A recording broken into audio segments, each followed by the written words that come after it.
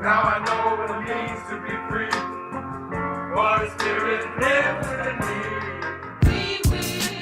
me. Thank you for listening to episode 2 of the Unfortunately Honest podcast. This episode was inspired really in the last 2 weeks. Black Panther recently came out on DVD, and so it got me thinking about when it was released in February of this year, what was happening around that time, and the trip that I took shortly after it. So, here we go. On February 16th, 2018, Black Panther took the world by storm in all of its melanin glory. It shattered records, it started viral video trends. Overall, it just allowed for a black-ass celebration of representation that goes far beyond just being another superhero movie. Black Panther was legit an event. It was something that we probably won't fully understand the impact of for at least another decade. And like any card-carrying member of the Black delegation, I was there twice during opening weekend in my Black Panther t-shirt, waiting to see T'Challa fight for Wakanda. I left the theater with a few critiques, not anything that deep, but overall I felt joyful that we were able to be shown in a light that I knew would have had the 10-year-old version of me ready to jump around my grandmother's house, jump off her balcony, yelling I'm Black Panther, or maybe Eric Killmonger, but that's another conversation. We can leave it at that. 5 days after its release, I found myself on a plane taking my first trip to the continent of Africa, to the country of Nigeria. Nigeria was a place I had heard a lot of stories about, but I wasn't really sure what to expect. And so I think it's important to point out that since taking this trip, I've been asked tons of times, what it was like. And I've genuinely struggled to find the words to describe what I saw and what I felt. Whether it was with friends at a brunch or at my brother's suit fitting for his wedding in New York, there's not been a time that any retelling of the events or the experience has felt completely right to me.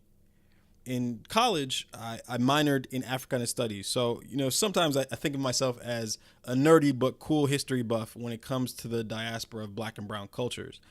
I can recall the stories of my heroes like Malcolm X or Paul Robeson talking about their voyages to the motherland and what it did for their consciousness and for their soul. Now, being a realist, I 100% had no expectation that a magical transformation would occur just because I stepped onto the continent of Africa. But I'd be lying if I said that I didn't expect to feel anything. So, what did I see? What did I feel? Upon first landing, I spent my first day in Lagos. And after settling in, I was taken to what reminded me of like a soul food joint in Harlem. And I was served the best egusi soup that I would have never known to ask for. It was amazing. I watched as evening turned to dusk, and the pace of the city never changed. There was always activity, there was always movement, there was always something going on, like a lot of cities in the world. The next day we left for Owerri, which is the capital of Imo State and the heart of Igbo land. What did I see? What did I hear? What did I feel? Over the course of the next 10 days, I saw us, man. I saw Black people. I attended the 70th birthday party of a beautiful woman who walked with a level of grace and poise that I didn't even think was possible. It seemed like the entire world kind of got quiet around her. I saw women making food with the same love and joy that I've witnessed from my own mother and grandmother when cooking for their family. I saw chiefs and elders being treated with the utmost respect, being listened to. I listened and heard and watched greetings exchanged in Igbo, a beautiful language that I literally couldn't be further from understanding, but it sounds beautiful. I saw children occupy a place on the spectrum of consciousness that you don't really see that often in the United States. They traversed this line of being a child, but at the same time being able to conduct themselves with a frightening level of awareness similar to an adult. Even at the age of 4 or 5, it was amazing to watch at times.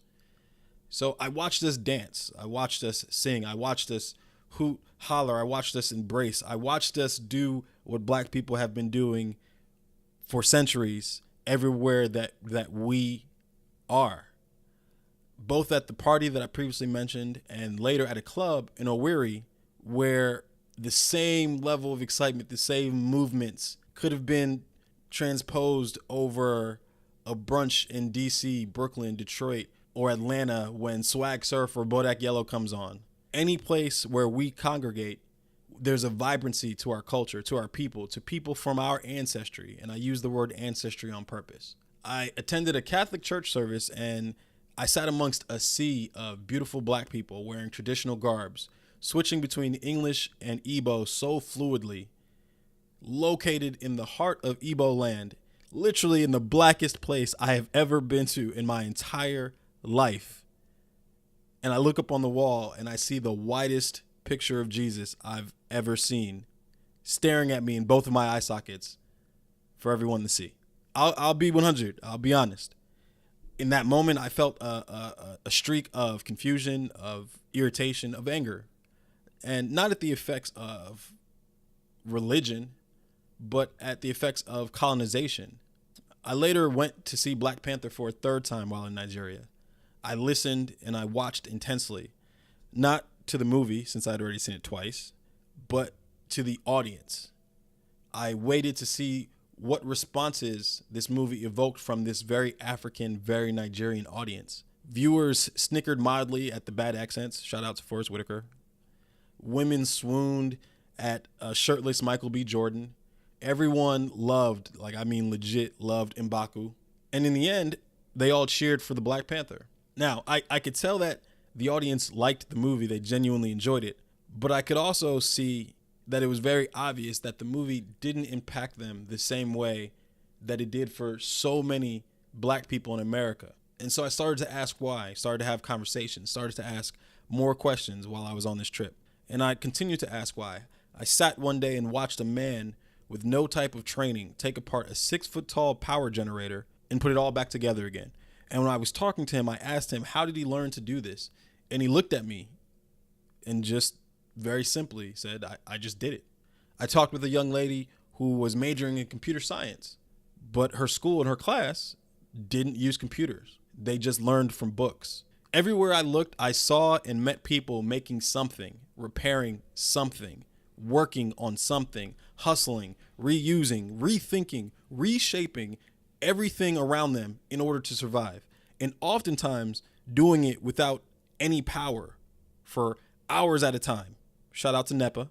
So what does this all mean? I think there's a lot of answers that I could give that would make this podcast incredibly long. So I'll say this.